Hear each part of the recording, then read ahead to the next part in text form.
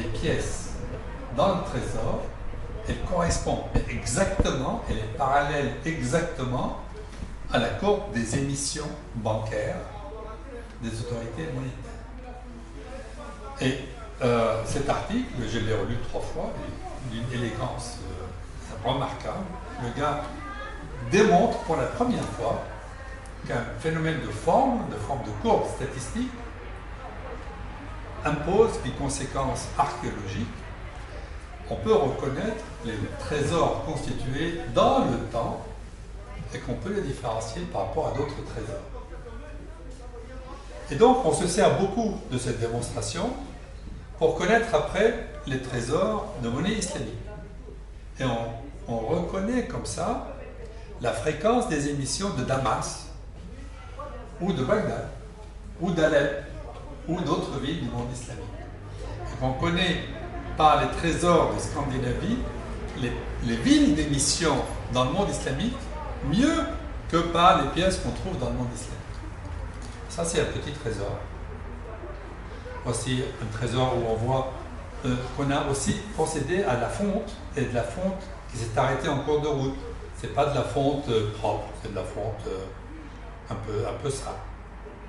Et alors, ce que vous voyez, c'est un panier en osier plein de pièces de monnaie. Et les archéologues ont réussi à le dégager entier. Vous voyez qu'il y avait une dalle de pierre dessus pour le protéger. Et on reconnaît encore les fibres de l'osier dans le tressage autour. Alors là, on a un trésor complet. Celui-ci, je n'en connais pas l'analyse. Mais il y en a un autre, voilà un autre, où le récipient était en bronze. Et on a fait les statistiques, celles que vous voyez en dessous. Et alors, stupeur, l'analyse statistique permet de déterminer que ce trésor a été constitué en 2 fois. Et que ça représente 2 expéditions séparées par 6 ans. Et que donc, si c'est une expédition guerrière, il y a eu 2 expéditions guerrières. Si c'est une expédition commerciale, il y a eu 2 expéditions commerciales. Mais le même Gus est allé 2 fois dans les pays où il pouvait se fournir en pièces de monnaie arabe. C'est absolument extraordinaire. Et ça, c'est ce qu'apporte l'analyse statistique à l'approche archéologique. Donc ce n'est pas... Évidemment, il faut lire toutes les pièces. Il faut les dater toutes. Sinon, on ne peut pas faire l'analyse. Parce qu'on va les distribuer dans le temps. Mais les pièces islamiques ont ceci de précieux qu'on a toujours l'indication de l'année d'émission et de la ville d'émission, alors qu'on n'a pas toujours l'autorité, le prince qui a commandé l'émission. On a plus souvent la ville et la date que l'année. Alors, ça c'est une carte un peu simplifiée. Je sais qu'elle est difficile à lire. Ce que vous voyez, c'est la Suède. Mais évidemment, on l'a séparé de la Norvège, on a effacé le Danemark en dessous. Mais ce qui m'intéresse, c'est que vous pouvez voir à droite une petite île qu'on appelle l'île de Gotland. Enfin, petite, c'est gros comme la Corse. Un peu plus petit que la Corse. Sur cette île, il y a 356 trésors. C'est fabuleux. Et autre chose qu'on peut remarquer, c'est que les trésors sont toujours sur la côte. Ils ne sont pas à l'intérieur des terres. Pratiquement à l'intérieur des terres, il n'y en a pas. Et quand il y en a à l'intérieur des terres, c'est qu'on peut accéder à ces endroits par une rivière. Et que donc, c'est la navigation maritime qui a commandé la constitution des trésors. Alors, si on regarde autrement, ça c'est la carte de l'Europe jusqu'à l'est, jusqu'à ce que vous voyez en bas, c'est la mer Noire, et à droite de la mer Noire, la mer Caspienne, que nous appelons en arabe Bahr al-Khazar, la mer des Khazars. Voilà, les Khazars, je viens de parler. Mais pour les Français, le mot Khazar est peut-être très exotique. Mais regardez cette carte. Qu'est-ce qu'elle dit? très grosse concentration des trésors sur les côtes est de la Suède. Regardez la côte ouest, celle de Norvège. Rien.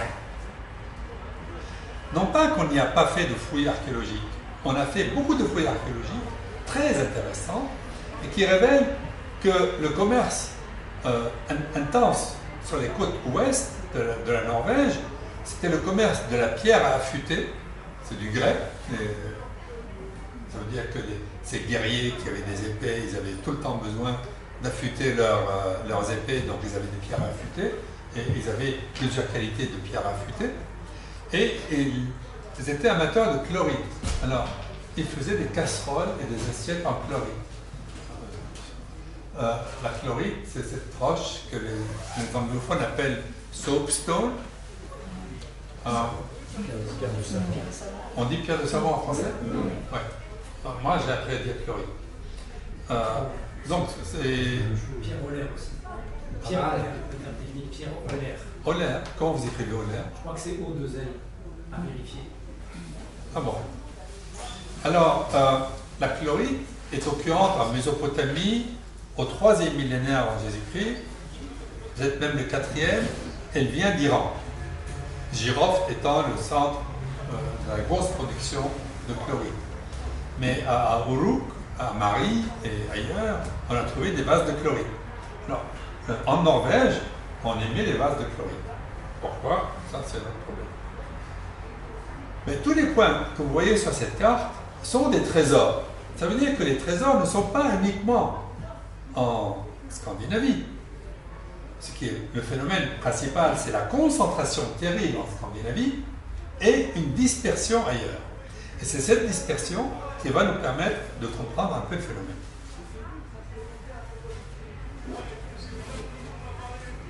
Alors, ça c'est une monnaie omeyyade.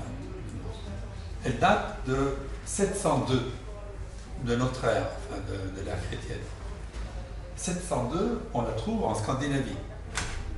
Déjà, vous remarquez, les premiers dirhams sont émis en 696-698. Ceux qui sont émis en 702 arrivent en Scandinavie. Quand est-ce qu'ils arrivent? Bon, peut-être 750, mais ils arrivent assez vite. Alors, je ne sais pas si on voit sur cet écran, mais ici, il y a un graffiti. Quelqu'un a gravé avec une pointe d'aiguille ou une pointe de couteau Mohammed, le nom du prophète ou le nom du propriétaire. Et c'est quelque chose de totalement inhabituel. On ne voit jamais ça dans le monde arabo-islamique. On n'écrit pas sur ces monnaies-là.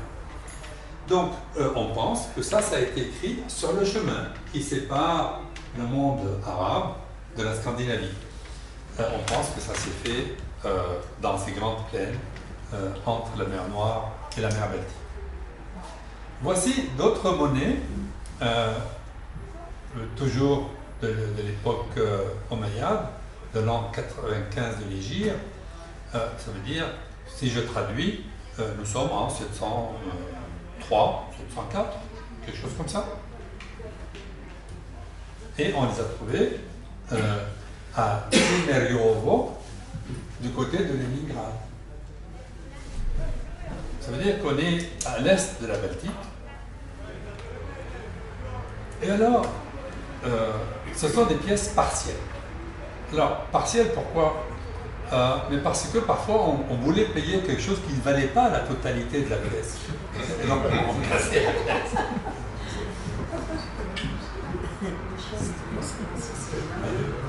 Mais ce n'est pas tout. Les deux morceaux de gauche, là, c'est une pièce frappée à Bagdad. Les deux pièces du centre ont été frappées à Toudra. Toudra, c'est une ville d'Algérie dont on ne sait rien aujourd'hui quasiment. Tout ce qu'on sait, c'est qu'au 8e siècle, il y avait une dynastie qu'on appelle les Idrissi, Banu Idriss, qui avait trouvé de l'argent dans une mine locale et qui a frappé des monnaies. Et les deux morceaux de droite, ils viennent de Tlemcen.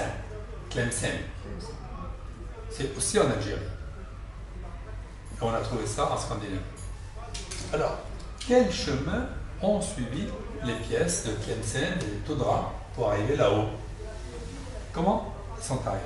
Alors, on le sait, comme je vous l'ai dit, on peut lire ce texte. Hein. Ce que vous voyez comme des traits géométriques, ça, c'est lisible. Il faut faire un effort, mais on peut lire. Voici une carte qui montre tous les lieux d'émission dont les pièces se sont retrouvées en Scandinavie. Vous voyez que la grosse concentration des lieux d'émission, c'est quand même la Syrie et l'Irak et l'Iran de l'Ouest. C'est le gros paquet. Il y a un deuxième gros paquet qui est dans ce qu'on appelle la transoxiane, dans la tradition archéologique française. C'est le nord de l'Afghanistan, l'Ouzbékistan, le Turkménistan. Ce sont les villes de Samarkand, de Tashkent, qui à l'époque s'appelaient Shash et s'appelaient Bukhara n'est pas loin. Enfin, bref, ce sont ces pièces, ces endroits-là. Alors, figurez-vous que 92% des pièces émises en transoxiane se trouvent aujourd'hui en Scandinavie. 92% des pièces connues se trouvent aujourd'hui en Scandinavie. Pire, certaines pièces frappées à Samarkand se sont retrouvées à Gotland, dans cette île qui est dans la Baltique, un an après son émission. Et ça, Comment on peut sait. dater ça? Pardon? Comment on peut le dater ça? Mais parce qu'on a la date d'émission de la pièce, et on peut dater le dépôt par l'analyse statistique de l'ensemble des dates des pièces qui sont déposées. Alors, il y a ce qu'on appelle le TDP, ça veut dire la date de dernière pièce incluse dans le dépôt, dans la cage. Donc, on date le dépôt à un an près. Les études prouvent que cette méthode est bonne. Mais il faut évidemment regarder toutes les pièces et relever toutes les dates. Mais le temps du voyage ou le temps de transmission, ça... C'est extraordinaire. En non, un an. Ce temps-là d'un an, il est... Comment il est... comment vous pouvez calculer? On le temps calcule du pas, voyage. on le constate. Elle a été émise, par exemple, en Donc c'est 785. l'analyse du sol qui donne la date Oui, de et elle a été l'enfouissement. déposée en 786. C'est l'enfouissement Ouais. qui est daté. Oui. D'accord. Oui, on a la date d'émission et la date d'enfouissement. On ne sait pas comment elle est arrivée. À cheval, en bateau, on sait jamais. On sait qu'elle a mis un an. Elle a fait 3000 km au 8e siècle, au 9e siècle, et elle a été enterrée. Alors, voici, donc c'est trois pièces avec chaque fois recto verso. Ce que vous voyez en haut, c'est une pièce samanide, donc de 904. Vous voyez, elle est émise par Ismail al-Samani, Ismail ben Ahmed. En dessous, on a une pièce émise par les Bulgares de la Volga. Voilà. C'est intéressant. Je ne sais pas si vous savez ce que c'est que les Bulgares de la Volga. Et en dessous, nous avons une pièce, Uqaylid, de Hussam al-Dawla, al-Mousset. Mossoul. C'est dans le même trésor qu'on les a trouvés.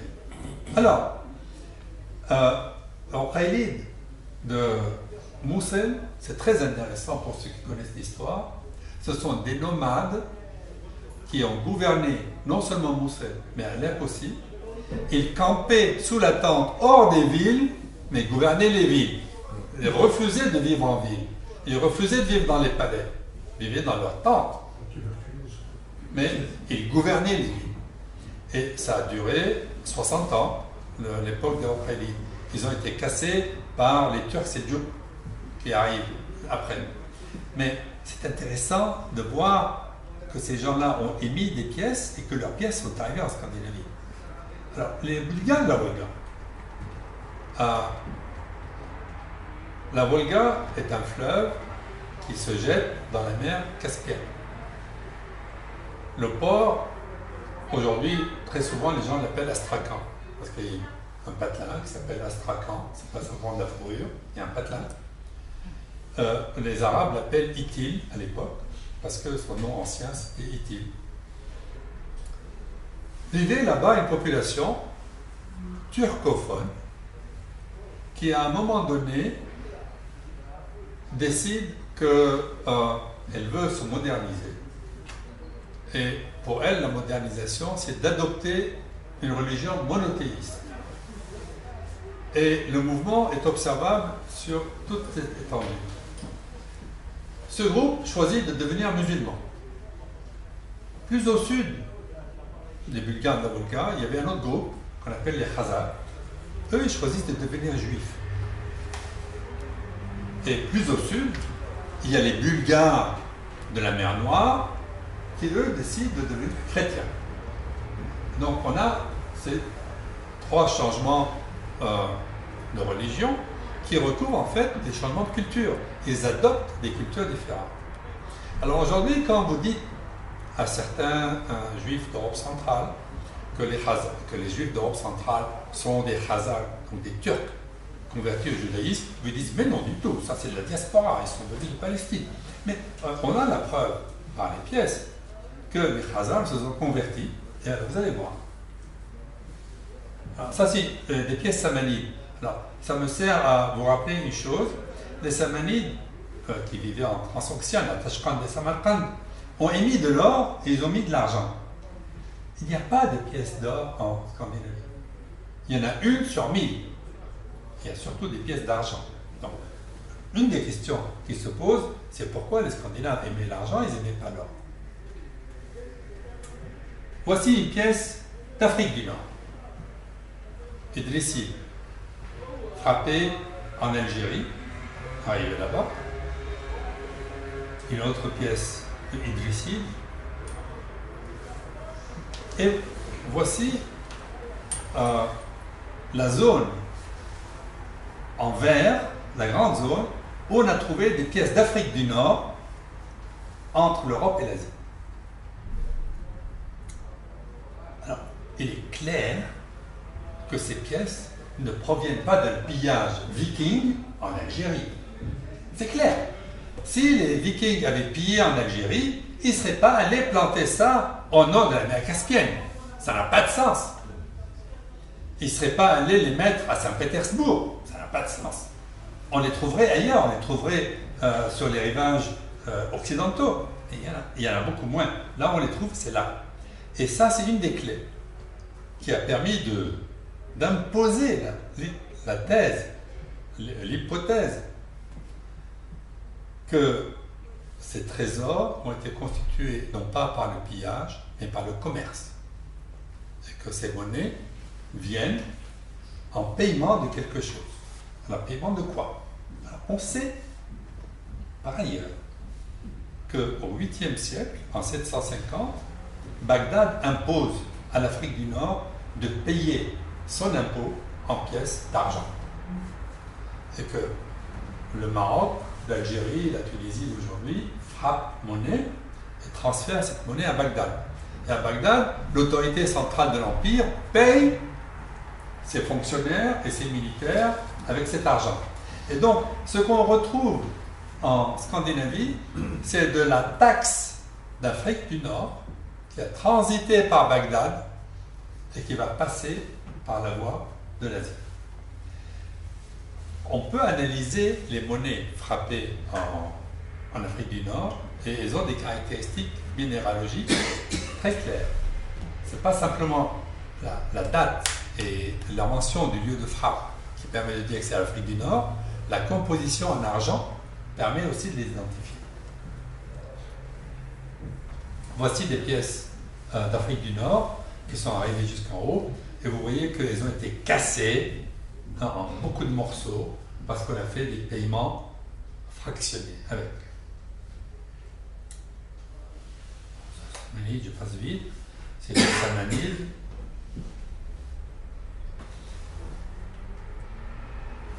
Voici un dirham frappé par les Khazars qui sont devenus juifs.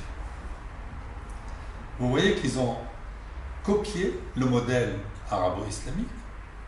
Simplement, ils ont écrit dessus, non pas qu'il a été frappé dans telle ville, mais ils écrivent frappé à Ard al-Khazar. Ard al-Khazar, la terre des Khazars. C'est comme la France, c'est la terre des Francs. D'ailleurs, on disait la Francie à l'époque, et j'y reviendrai. J'aurai à parler de la Francie tout à l'heure. Donc, là, nous avons la preuve numismatique qu'une autorité politique qui se dit Khazar frappe sur le modèle islamique et écrit qu'il a frappé dans le pays des Khazars. Et sur cette pièce, tenez-vous bien, alors je ne sais pas combien d'entre vous savent lire l'arabe, mais la surprise, vous avez ici Muhammad Rasulullah, Muhammad est le prophète de Dieu, sallallahu alayhi wa sallam. Ici, Al-Khalifa, je ne sais plus comment il s'appelle, Al-Mu'tasim peut-être, et là en dessous, Moussa Rasulullah. Moïse est le prophète de Dieu. C'est génial. Moïse est le prophète de Dieu. Aucun arabe, aucun musulman ne dira le contraire. Moïse est un prophète. La bénédiction de Dieu soit sur lui. Non, on n'écrit pas ça sur les monnaies ordinaires. Alors, sur cette pièce, c'est écrit en haut, Mohammed est le prophète de Dieu, et sur la dernière ligne, Moïse est le prophète de Dieu. Génial. C'est la preuve irréfutable que ça a été frappé par des juifs. Oui, mais pourquoi ils mettent Mohammed avant Moussa? Parce que toutes les pièces de l'époque portaient Mohammed. C'est comme son autre face, c'est la ilaha illallah. Ce sont des monothéistes. Dieu n'a pas d'associé. C'est contre la croyance de la Trinité. Pourquoi c'est pas en hébreu? Parce que les pièces se frappaient en main. C'était la langue de la frappe. C'est comme la langue de la science. Les entailles, c'est pour prouver que c'est de l'argent. Exact. C'est des gens qui se méfient, qui disent c'est un faux. Ah, évidemment, il a un texte qui n'est pas normal. Donc on veut vérifier si c'est vraiment de l'argent. Donc on entaille. Et on a entaillé recto verso plusieurs fois, profondément à travers, pour vérifier si c'est vraiment une pièce d'argent. Ce sont, d'après les analyses d'aujourd'hui, de très bon argent, de bonne aloi, le même poids, le même diamètre, le même modèle, sauf qu'on dit Moïse est le prophète de Dieu. Donc, on voit un phénomène politique qu'on ne soupçonnait pas avant de s'intéresser à cette monnaie. À ce sujet-là, la monnaie, ce sont des documents historiques de première main. Ce n'est pas de deuxième main, de troisième main, c'est première main. Alors, ceci est une pièce omeyyade sur laquelle, vous voyez qu'on a dessiné une espèce d'aigle. Cette forme, on la retrouve sur beaucoup d'objets, pas seulement des monnaies, qu'on retrouve en Scandinavie. Et on pense que c'est la marque d'un clan, d'un groupe de guerriers qui s'identifiaient, ce sont les ancêtres des armoiries. C'est dessiné à l'aigle. Et alors ça, ce sont des pièces des Bulgares de la Volga. Les Bulgares, je vous ai dit, ce sont des gens qui sont devenus chrétiens, orthodoxes. Ils ont frappé des pièces de monnaie. La ilaha illallah, wahdahu la sharika lah, Muhammad Rasulullah. Fantastique. C'est le modèle. Donc, à la fois les musulmans, les juifs et les chrétiens frappent tous la monnaie sur le même modèle, parce que c'est ça la monnaie qui circulait. C'est ça qui marchait.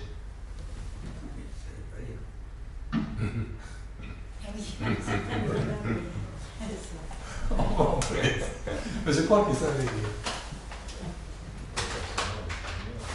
Alors voici une autre pièce des Bulgares de la Volga. Donc ce sont des Grecs, enfin des chrétiens orthodoxes. J'y reviendrai, c'est très intéressant ce qui se passe. Alors, on retrouve en Scandinavie des balances avec leur plateau et des pesons, oui. Les pesons sont adaptés au poids des pièces. Et là, c'est une balance standard. vous voyez ici, c'est une autre balance qui est pliable et qui se met, une fois qu'elle a été pliée, à l'intérieur de la coque. Vous voyez qu'au-dessus, il y a une espèce de coque qui se ferme. C'est la valise de voyage. Donc ça prouve que ça, c'est la balance d'un voyageur. C'est quelqu'un qui allait se procurer des denrées et qui faisait l'argent qu'on lui donnait en paiement. Est-ce que vous voyez en dessous, ce sont des pesons. Et voici la photo d'un peson avec une inscription, et c'est inscrit en arabe. Et donc, ça, on l'a trouvé à Hedeby. Aujourd'hui, c'est au Danemark. C'est un port. Mais ça prouve que les pesons voyageaient avec les pièces. C'est ce qui permettait de peser les pièces. Avec le même calibre. Et voici l'île de Gotland dont je vous ai parlé, qui est un peu plus petite que la Corse, à 70-80 km de la côte est de la Suède. Et tous les points que vous voyez, ce sont les marques des 356 trésors connus à date récente, il y a 1 ou 2 ans. C'était ça. Alors, qu'est-ce qu'on peut dire? De façon étonnante, il y a des zones où il n'y a pas de trésor. Il n'y a rien. Toutes les zones sans trésor sont des zones de marécage et de tourbières. On n'enterre pas l'argent dans la tourbière. On l'enterre dans de la terre un peu sèche. Et tous les endroits accessibles, on peut montrer que ces endroits, on y accède par voie d'eau. On s'éloigne un peu de l'eau, mais pas beaucoup. Et voici la zone. Alors, eh bien, ici, un patelin qui s'appelle Birka, dont je parlerai tout de suite, mais Stockholm est ici.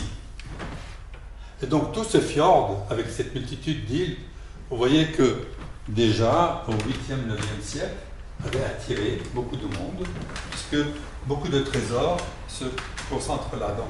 Les deux plus grosses concentrations de la Suède, c'est l'île de Gotland et ce fjord derrière Stockholm. Stockholm à l'époque n'existait pas, et c'est Birka qui existait. Ça s'appelle le Svealand, la province. Alors, une des preuves que nous avons à faire du commerce, c'est ce qui se passe dans le Caucase. Alors, sur ce schéma, c'est une carte très schématique, mais que je corrigerai avec cette carte qui est genre Google. Et revenons à celle-ci. Alors, ce que vous voyez à droite, c'est la Caspienne. À gauche, c'est la mer Noire. Entre les deux, c'est censé être la masse du Caucase. Et vous croiriez, a priori, que la route la plus simple, c'est soit de passer à droite, soit de passer à gauche du Caucase. C'est ce qui se passe avec les Pyrénées en France. On passe soit sur la côte atlantique, soit sur la côte méditerranéenne. On ne traverse pas tous les jours les Pyrénées par le milieu, pas dans le Caucase. Dans le Caucase, tous les numéros que vous voyez sont des dépôts, ce sont des trésors d'argent. Donc, ils tracent de façon indubitable une route qui traverse le Caucase par le milieu, et en suivant la route de fleuve. Deuxième chose, très intéressante, sur cette carte, ce qu'on trouve, ce sont des trésors d'argent islamique. Or, quasiment sur les mêmes routes, nous connaissons 6 autres trésors byzantins. Entre la date des trésors byzantins et la date des trésors arabes, il y a un vide de 80 ans. Donc pendant 80 ans, le commerce s'était arrêté. La route du Caucase existait avant le commerce islamique, elle reprend avec le commerce islamique, et il y a une période de 80 ans de trouble, pendant laquelle les gens ne voyagent pas avec de l'argent. Donc on peut dire que le commerce s'arrête. Dans les trésors de la route du Caucase, on trouve des pièces d'Algérie, un peu plus tard. On trouve des pièces de Damas, on trouve des pièces de Bagdad, des pièces d'Alep, l'ensemble du monde islamique, on peut reconstituer la composition du commerce qui passe par le Caucase. Donc ça se passe au 8e siècle. Fin 8e siècle, cette route est déjà tracée. Marie, excuse-moi, Oui. mais quand tu dis que ces dépôts, ils correspondent quand même à des lieux de halte ou à des lieux de sédentarisation, les endroits où sont trouvés les trésors? Il n'y a pas de ville, donc ce sont des haltes. Mm. Ce sont des haltes. Alors, l'analyse d'une cache est quelque chose de compliqué. On connaît des caches préhistoriques. Au paléolithique, il y a déjà des caches. Au néolithique, il y a des caches.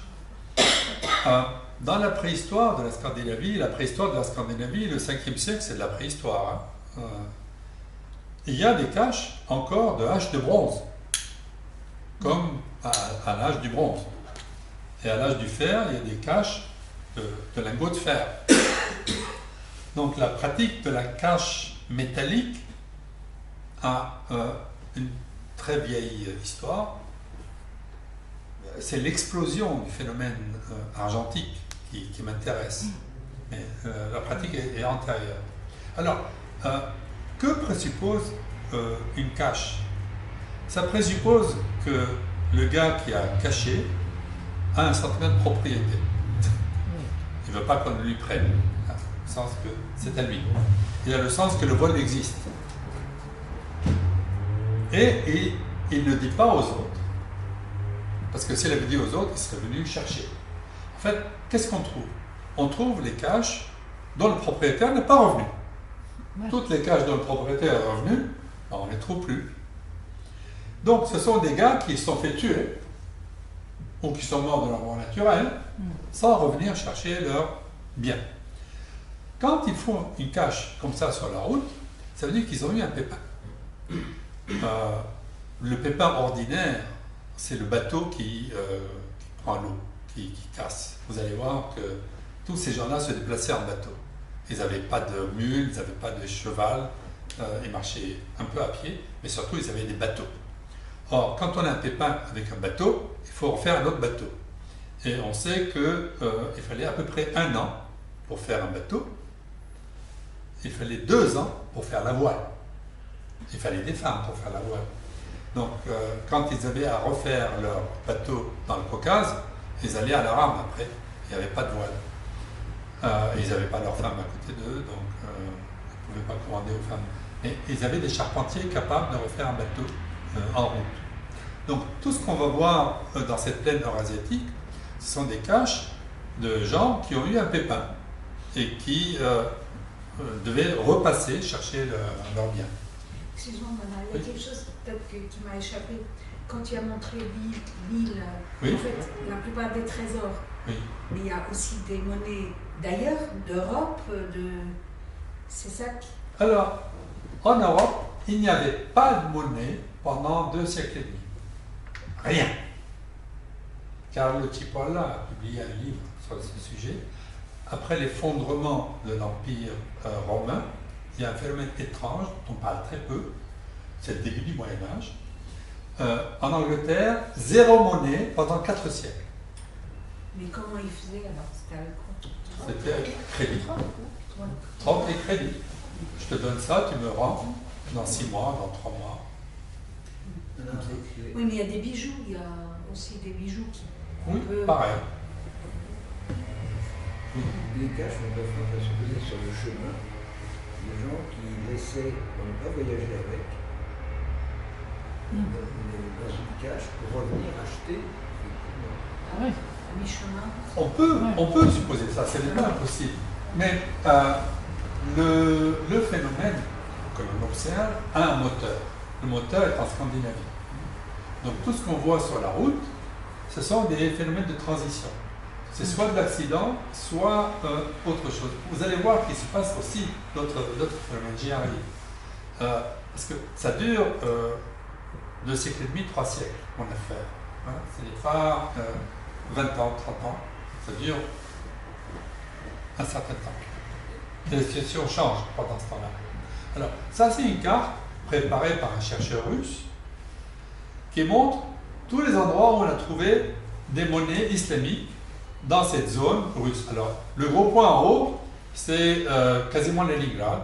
À l'époque, Leningrad n'existait pas, ni Saint-Pétersbourg. Ça s'appelle Storaya, je ne sais pas quoi. Enfin, c'est un nom à coucher dehors. Mais bon, je ne connais pas le russe. Mais il y avait déjà une installation commerciale intéressante, fréquentée par les Scandinaves. Et vous voyez que le phénomène descend, qu'il y a un groupement ici, il y a un paquet, c'est là où se trouvent les Bulgares de la Volga. Ce sont ces populations qui sont islamisées. Et qu'on retrouve d'autres points plus bas vers la Caspienne. Et alors, ça, c'est tout à fait intéressant.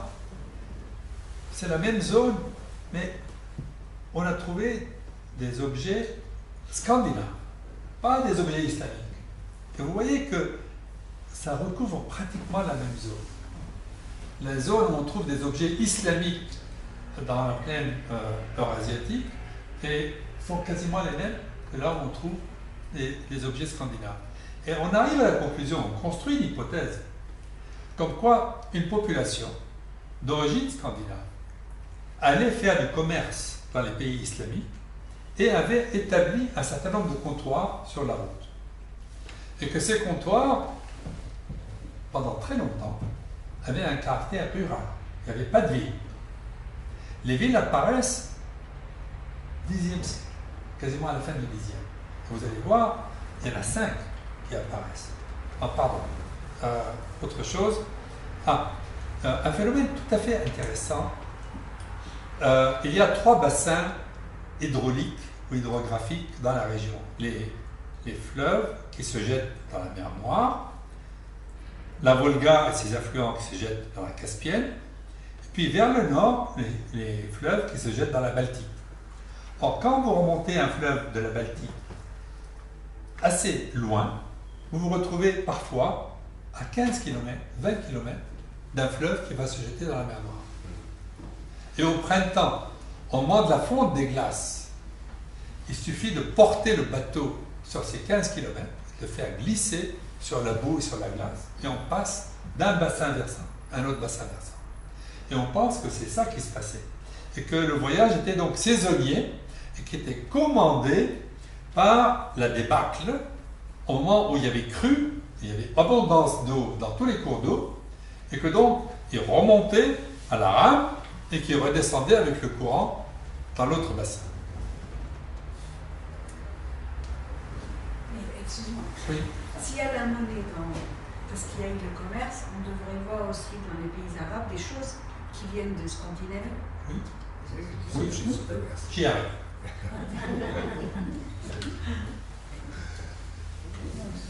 Au IXe siècle, quand les Bulgares de la Volga se décident à devenir musulmans, ils ont un souci. Ils se disent, on veut devenir de bons musulmans, pas de mauvais musulmans. On sait qu'il y a des hérétiques et que donc il y a des différentes sectes. Ils envoient une ambassade jusqu'à Bagdad. Ils demandent au calife, s'il vous plaît, envoyez-nous un bon professeur capable de nous enseigner la doctrine de l'islam. Qu'à cela ne tienne, le calife nomme un ambassadeur, une ambassade de 3 personnages, un militaire, un diplomate et un religieux. Ils partent par voie de terre. Et c'est ce que vous voyez par là. Le chemin, la route pointillée, c'est la route que prend l'ambassade. Très intéressant, ils ne prennent pas de bateau, eux. Ils ont des chevaux, ils ont des chameaux. Et ils vont très à l'est de la Caspienne, ils ne suivent pas la route des Scandinaves. Le professeur de religion qui partait dans l'expédition nous a laissé un rapport de voyage. Un texte absolument fabuleux, extraordinaire. Alors, il décrit le pays, il décrit la glace, le froid, il décrit les yourtes dans lesquelles vivent les gens. Et il décrit qu'il y a chez les Bulgares, chez qui il était allé prêcher l'islam, il y a d'autres populations qui viennent commercer. Qui sont ces gens-là qui viennent? Il les appelle Russes. Il écrit russe, Rus en arabe. Mais quand il est décrit, vous reconnaissez des Scandinaves. Ils boivent, ils forniquent, et ils ont des esclaves à la pelle, ils se battent entre eux, et quand un chef meurt, on le brûle dans son bateau, avec une femme. Que l'on enivre jusqu'à ce qu'elle perde la raison, et elle monte elle-même sur le bateau et se laisse brûler.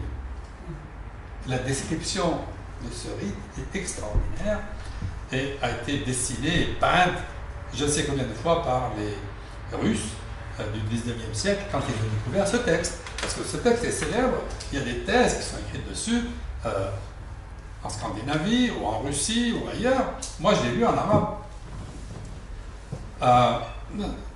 C'est très intéressant. Et ce type reste 3 ans. Il fait son voyage, il met 8 mois pour y aller, reste là-bas un peu plus d'1 an. Il passe donc un hiver. Il dit que la nuit est très longue, que les journées sont courtes, que ça c'est emmerdant, il n'aime pas ça. Et il a hâte de retourner dans son pays. Et il raconte un peu... Alors, on est sûr que ceux qui faisaient du commerce, premièrement, sont des Scandinaves, deuxièmement, ils s'appellent Russes. Et donc, ça donne tout à fait un autre éclairage à ce qu'on appelle la chronique, la première chronique russe, qui a été écrite par des Bulgares en 1035, qui raconte l'histoire de la princesse Olga, de son fils Sviatoslav et de son fils Oleg, qui fondent l'État bulgare chrétien orthodoxe, et qui est l'origine des États russes. Et cet État de Kiev va aller jusqu'à la Baltique. Et à l'époque, aujourd'hui, si on dit aux Russes que c'est Kiev qui les contrôlait, c'est pas très content. Mais bon, historiquement, c'est comme ça. Donc, on a la première apparition du mot russe, et il ne désigne pas des Russes, comme on pourrait le penser aujourd'hui, des gens d'Europe de l'Est. Ce sont des Scandinaves qui s'installent chez des Slaves. Et en fait, la conclusion à laquelle il faut bien arriver, c'est que ce sont des gens qui ne sont plus tout à fait des Scandinaves, parce qu'ils sont restés là pendant 1 siècle, 2 siècles, et qui commencent à se slaviser. Et que donc c'est une culture mixte, une culture syncrétique, entre des Scandinaves et des Slaves. D'ailleurs, les Slaves ne sont pas seuls là, il y a du monde qui passe par là. Il y a des Bulgares, il y a des Petchénègues, il y a des Khazars, il y a des Bulgares, il y a des Hongrois. Alors je ne sais pas si vous le savez, mais l'arrivée des Hongrois, les Hongrois sont des gens qui viennent quasiment de la Mongolie. La langue hongroise s'apparente au coréen. Et l'arrivée des Hongrois dans la zone que vous voyez sur la carte, c'est pas les Slaves du nord, c'est-à-dire le polonais et les Russes, des Slaves du sud, qui sont les Croates, les Serbes. C'est pour ça qu'on dit Yougoslavia. Ce sont les Slaves du sud. Yougo, c'est sud. Et donc c'est la masse hongroise qui fait la séparation. Alors les Hongrois vont devenir des chrétiens, très bons catholiques d'ailleurs, ils ne sont pas du tout... Pardon? Saint-Étienne. Oui. Oui. Et donc, vous voyez que ces groupes qui se déplacent, lorsqu'ils changent de statut, changent de culture, ils adoptent une des religions monothéistes qui sont sur le marché, et ils constituent leur État. Et nous sommes dans la phase où les États se constituent. Alors, une dernière remarque sur tous ces phénomènes géographiques de grande ampleur. Regardez cette belle ligne très sombre tracée à travers la carte. Elle passe par les monts de Bohême et les Carpates, et vous voyez que tout ce phénomène de transition par bateau sur les voies d'eau évite soigneusement les montagnes. Tout se passe à l'est des montagnes. ça nous donne une limite occidentale, ça ne nous donne pas une limite orientale. On verra. Et alors, à la fin de ce phénomène, au Xe siècle, fin du Xe, début du XIe, on voit l'apparition de 5 villes. Alors, parfois on dit proto-villes, comme on dit en Mésopotamie, l'époque proto-urbaine. Et ces villes sont fondées par des Russes, c'est-à-dire par des Scandinaves. Quand on a fouillé les cimetières sont pleins d'objets qui viennent de Scandinavie. Et les trésors sont à côté. Les trésors sont maintenant en périphérie urbaine. Ils ne sont pas dans la ville, ils sont dans les champs autour de ces villes-là. Voici la région de Stockholm.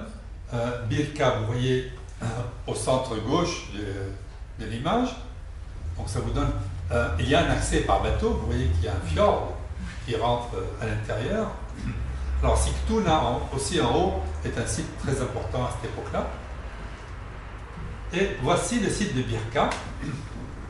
Tous les points bleus que vous voyez sont des tombes fouillées.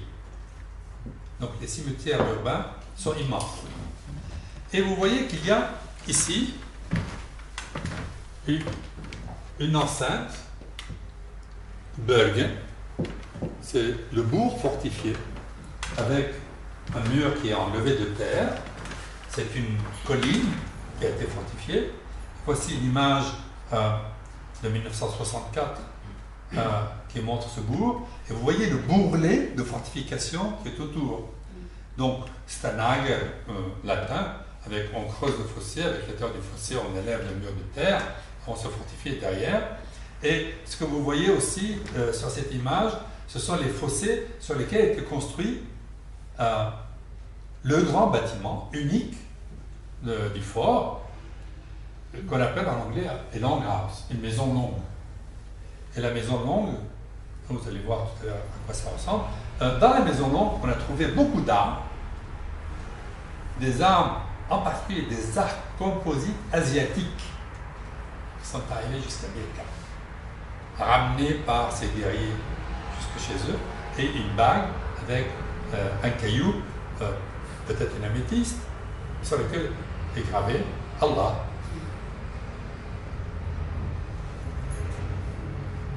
On a trouvé aussi un récipient en bronze avec une belle inscription en koufite dessus. Donc, il est indubitable que les objets islamiques sont arrivés jusque là-haut, pas simplement les pièces de monnaie, d'autres objets.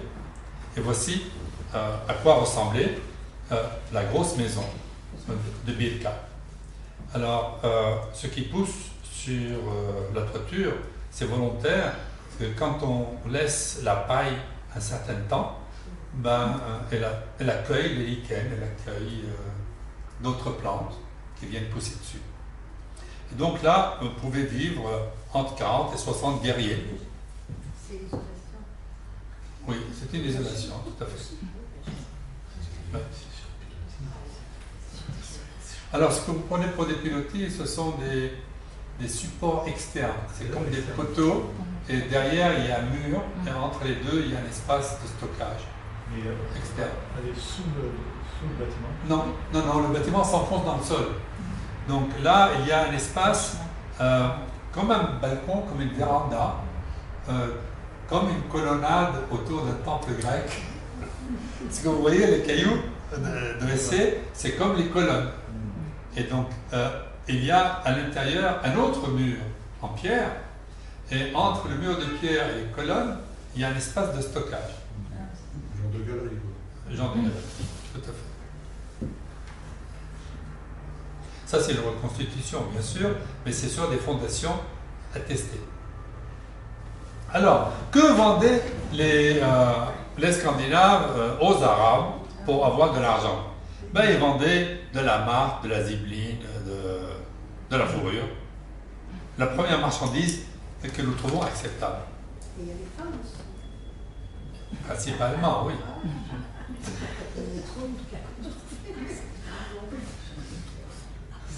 Voici d'autres fourrures du Nord.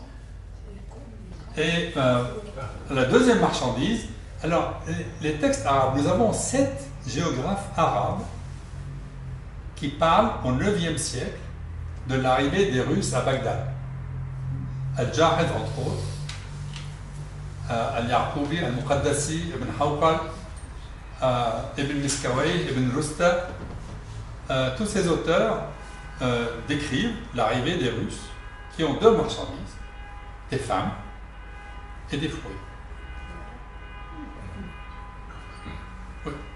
Alors, le statut de l'esclave dans les pays islamiques est très particulier. Il faut peut-être faire une parenthèse à ce sujet. Les Arabes achetaient 3 types d'esclaves. Ils achetaient aux gens du Nord des femmes à la peau blanche, aux yeux bleus et aux cheveux blonds pour faire de beaux enfants. Ça leur plaisait. Ce sont les critères de beauté. Mais dès qu'un esclave ou une esclave devenait musulman, il perdait son statut d'esclave. Il devenait libre automatiquement. Il devenait libre, mais s'il restait dans la société, il était au bas de la société. Il était dépendant, c'était un affranchi. Et il y a des affranchis qui ont réussi. Il y en a qui sont même devenus très riches. Et nous avons un des meilleurs géographes de la littérature arabe, Yaqut al-Hamwi. C'est un ancien esclave affranchi qui est devenu riche en faisant du commerce pour son patron, et il a tellement fait du commerce qu'il a écrit le plus grand ouvrage encyclopédique de géographie de la littérature arabe médiévale. Il s'appelle Mu'jam al-Buldan, le dictionnaire des villes.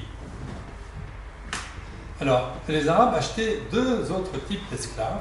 Ils achetaient à l'est, chez les Turco-Mongols, des soldats qui se battaient pour les Arabes. Et évidemment, là aussi, dès qu'ils devenaient musulmans, ils étaient affranchis. S'ils étaient bons soldats, ils montaient en grade. Et 3e type d'esclaves qu'on achetait, c'était des Noirs sur les côtes d'Afrique orientale. C'était pour l'agriculture en Mésopotamie.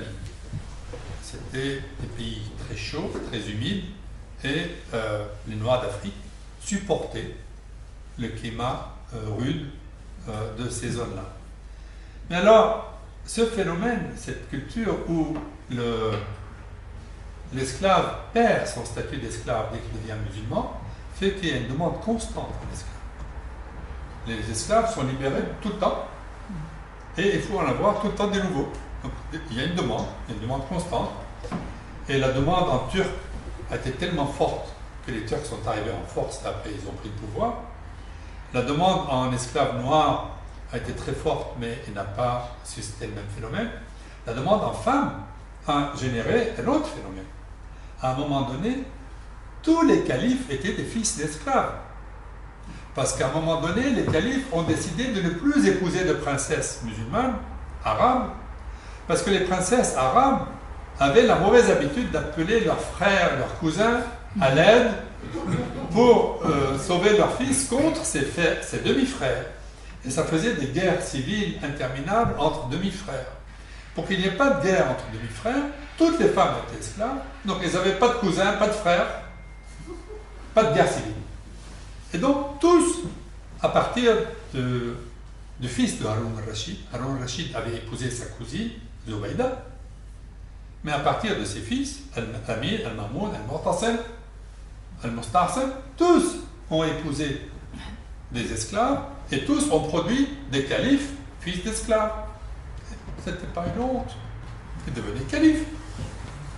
C'est pas du tout comme à Rome ou en Grèce où un fils d'esclave ne pouvait pas devenir libre et rester esclave. Alors que là, c'était un homme libre et il accédait aux plus hautes fonctions de l'État. Donc, ce phénomène de l'esclavage est complètement à repenser pour l'acheteur. Il est aussi à repenser pour le vendeur.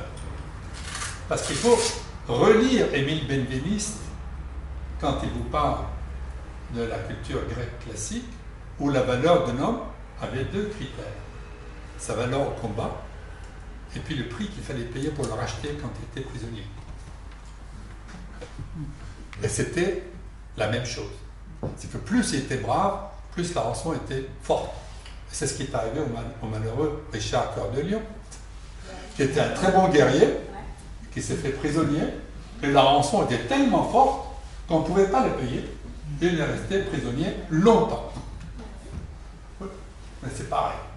C'est arrivé à Bohémond de Hauteville, c'est arrivé à Renaud de Châtillon, c'est arrivé, tous ces gens-là, qui étaient de bons guerriers, quand ils faisaient prisonnier, la rançon était astronomique. Et donc la valeur à la guerre et la valeur marchande étaient presque la même. Et donc il faut concevoir un univers sémantique où la valeur de l'homme se pense en d'autres termes qu'en nos temps actuels. Alors, ceci est un rocher gravé qui nous montre qu'à l'âge du bronze, les Scandinaves avaient déjà des bateaux. Alors, l'âge du bronze, là-bas, c'est l'autre ère, n'est-ce pas? Les pays scandinaves passent à l'âge du fer au 5e, 6e siècle. Avant, ils étaient à l'âge du bronze. Mais vous voyez qu'ils avaient déjà des bateaux, et tous ces bateaux ont des rameurs. C'est pas ce que vous voyez, ce sont les rames ou les épées de leurs rameurs. Et ça, vous connaissez bien, n'est-ce pas? C'est lorsque les Normands sont allés à la conquête de l'Angleterre, et Guillaume, ils avaient des dracars, ce sont ces mêmes bateaux-là. Alors, à Oslo, il y a un musée extraordinaire, qui est le musée des bateaux. Il y a 4 dracars, et à côté de Aarhus, il y a au Danemark, à Roskilde, on a 4 autres bateaux. Donc on connaît aujourd'hui dans de beaux musées 8 bateaux magnifiques et 2 bateaux de moins belle qualité. Ça, c'est un bateau de guerre qui a été enterré. Et si... oui, ça c'est magnifique, hein, c'est de la charpente. Hein. Le musée a été construit pour le bateau. Voici un bateau qu'on trouve dans le sol quand on a enterré quelqu'un. Alors, chose étonnante, la plupart des tombes bateaux que l'on connaît, c'était des femmes. Non pas qu'il n'y avait pas d'hommes enterrés sur un bateau, mais on connaît beaucoup plus de femmes enterrées sur un bateau que d'hommes enterrés sur un bateau. Pourquoi? Je ne sais pas. Alors, avant de passer à la fin, j'arrive près de 9 heures. 2 choses. Ce phénomène commence à un moment donné et se termine 2 siècles et demi, 3 siècles plus tard.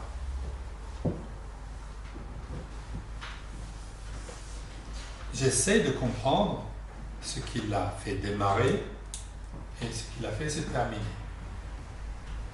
Et pour le comprendre, il faut considérer les 2 bouts. À un bout, nous avons une société guerrière où, par exemple, à Gotland, si vous avez 356 trésors enterrés, qu'est-ce que ça prouve? Ça prouve qu'il y avait un effet de mode, peut-être. Oui, bon, c'est secondaire. Pour moi, il y a autre chose. La preuve. C'est la preuve d'une concurrence effrénée.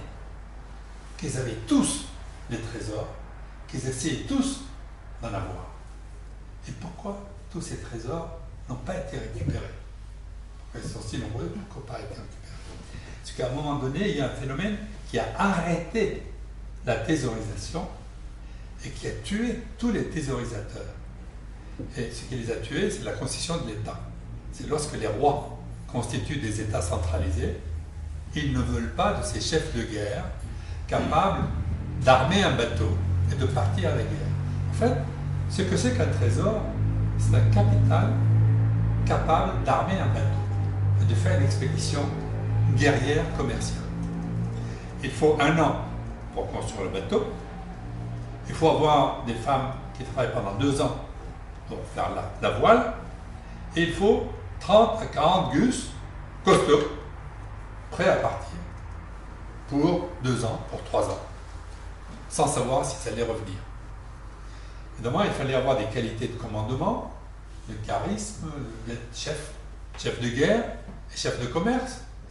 Et j'insiste beaucoup sur une idée, c'est que le commerce et le pillage sont les deux faces du même phénomène. Aujourd'hui, nous voyons que le vol, c'est une chose et que l'échange en est une autre. Il faut payer ce qu'on achète, et si on prend sans payer, c'est du vol. Ce n'était pas pareil. On concevait l'acquisition des biens d'une autre manière, avec une classe complexe, et où si le gus en face était assez costaud, on lui donnait son dû. S'il n'était pas assez costaud, on lui prenait ce qu'il avait, et on s'en allait avec. Les femmes, des esclaves. Alors, vous savez sans doute que le mot esclave en français dérive du mot slave. Étymologiquement, on a la preuve. Et l'utilisation du mot esclave apparaît à Venise, parce que Venise était un des principaux centres de vente d'esclaves des Yougoslaves. C'était les Slaves du Sud, des Slovènes, des Croates, des Serbes, qui vendaient et qui livraient par bateau en Égypte ou ailleurs. Et donc, on doit à nos bons voisins vénitiens le remplacement du mot servus latin par le mot esclave. En arabe, nous avons un mot qui est le même qu'attesté à l'époque araméenne, à l'âge du fer, donc le vocabulaire est de plus grande stabilité, et on ne désigne pas du tout les esclaves de la même manière. Alors, ces femmes, probablement, pouvaient provenir de la Baltique, pouvaient provenir de chez les Bulgares, pouvaient provenir de chez les Khazars, parce que les guerriers qui descendaient, qui faisaient 3000, 4000 km de route, pouvaient ramasser des femmes sur la route, n'importe où. On ne sait pas où ils prenaient les femmes qu'ils revendaient à la fin du chemin. Ils revenaient avec de l'argent, ils demandaient de l'argent, pas de l'or, ils ramenaient de l'argent. Et donc, il faut concevoir une société de type potlatch, de type rivalité guerrière archaïque, et où le fait d'avoir ramené un gros trésor, on n'avait pas besoin de le dépenser. Et quand Saint-Étienne gagne contre Marseille au football, il y a de l'argent, mais on se souvient longtemps qu'ils ont gagné le match. Et là, il faut penser qu'il y a un phénomène similaire. Quand un gars revient avec ses 30 gus de la guerre, de l'expédition, et qu'ils disent « nous avons ramené, mettons, 15 kilos d'argent », tout le monde sait qu'ils ont ramené 15 kilos d'argent, et que c'est mieux que celui qui a ramené 10. Et que la hiérarchie sociale s'installe sur la réputation, qu'on n'a plus besoin de prouver. Et que donc, on a besoin de cet argent que si on remonte une autre expédition. Et combien de fois on remonte la même expédition? On ne sait pas. La seule preuve que l'on a qu'un même Gus a fait 2 expéditions à 6 ans d'intervalle, c'est le trésor que je vous ai montré. Et il y a un autre trésor, où on a la preuve qu'il y a eu au moins 2 générations, un père et son fils. C'est sur 30 ans que se constitue le trésor. Et qu'on y reconnaît des couches. Parce que quand on l'a démonté, il n'était pas perturbé. Et qu'on reconnaît des couches, qu'on repère, qu'on date, et on fait de la statistique. Alors, qu'est-ce qui lance le phénomène? 2 phénomènes. Un, ce qui a rendu cela possible. Ce sont 2 questions. Un, le réchauffement climatique. On a pu prouver, en faisant l'analyse de carottes de glace, des glaces d'Islande, glaces du Groenland et de glaces de Suisse, que à la deuxième moitié du 8e siècle, il y a un réchauffement climatique qui va durer à peu près 2 siècles. Ce réchauffement climatique est confirmé par la dendrochronologie. On analyse les ronds de croissance des arbres et on peut savoir à quelle époque il y a un changement de climat. Et donc, le climat est plus chaud. Et donc, cette grande plaine eurasiatique est traversable. Mais ça ne suffit pas. Ce n'est pas parce qu'on peut le faire qu'on va le faire.